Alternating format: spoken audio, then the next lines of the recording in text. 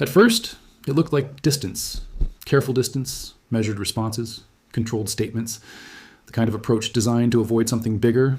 And for a while, it worked, or at least it seemed to, because the United States wasn't directly involved. Not fully, not openly, and that created a sense of separation, a belief that this was happening somewhere else between other actors, within a contained space. But then something began to change, slowly at first, almost invisible, until it wasn't, because what we are seeing now is not distance anymore, it's proximity, it's involvement, and perhaps most importantly, it's a situation where stepping back is no longer simple. Because by the time you realize you're being pulled in, it's already too late. For years, the strategy was clear. Stay involved, I'm not talk all but not too involved.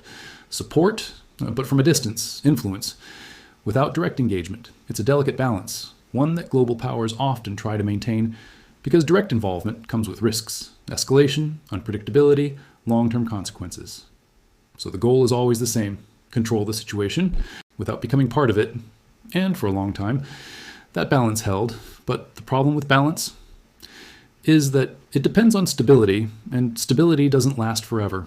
Every conflict reaches a point where things begin to shift. Not dramatically at first, just small changes. A stronger reaction here, faster response there. Each one slightly different from before.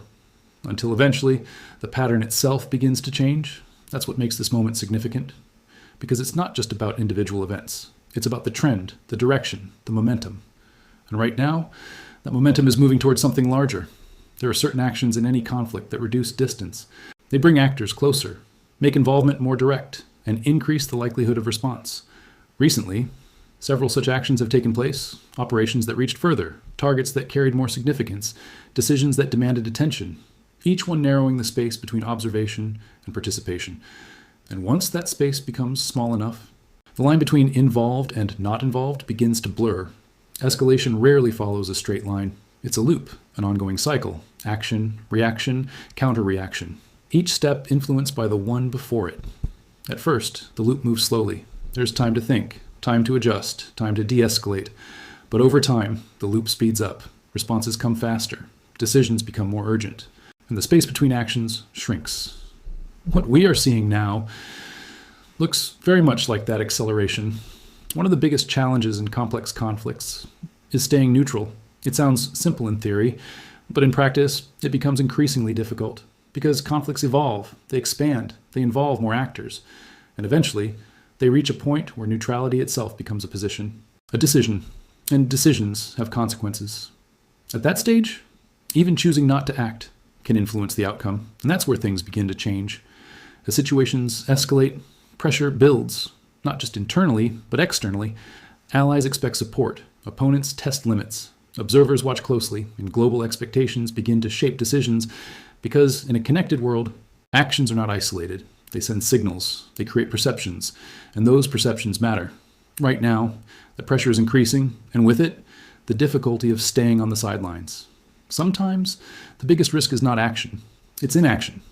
Because choosing not to respond can be interpreted in many ways, as hesitation, as weakness, as an invitation, and in high-stakes environments. Those interpretations can drive further action from others, which means doing nothing doesn't always prevent escalation. Sometimes it accelerates it.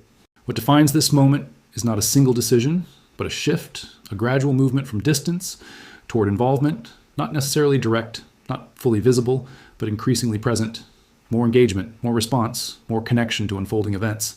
And once that shift reaches a certain point, reversing it becomes difficult.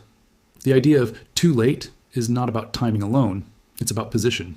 A point where options become limited, where stepping back is no longer simple, where decisions must be made within constraints. Because earlier, there may have been more choices, more flexibility, more space to maneuver.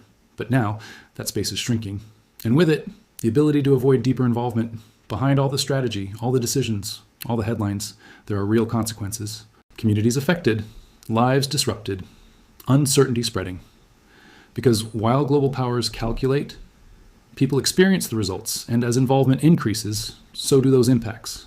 This is the question that defines everything. What happens next? There are multiple paths: de-escalation, containment, stabilization, or further involvement, expansion. Escalation. At this moment, all possibilities exist. But the direction will depend on the next decisions made. Moments like this are critical because they shape outcomes, not just for the present, but for the future. Choices made now will influence what comes next. And those choices are not simple. They involve risk, uncertainty, and consequences that may not be immediately clear. It didn't happen all at once. There was no single moment where everything changed. Instead, it was gradual, subtle, almost unnoticed. Distance became proximity. Observation became involvement, and caution gave way to pressure. Because this is how situations evolve. Not suddenly, but inevitably. And now, the position has shifted. The balance has changed. And the space to step back is no longer what it once was.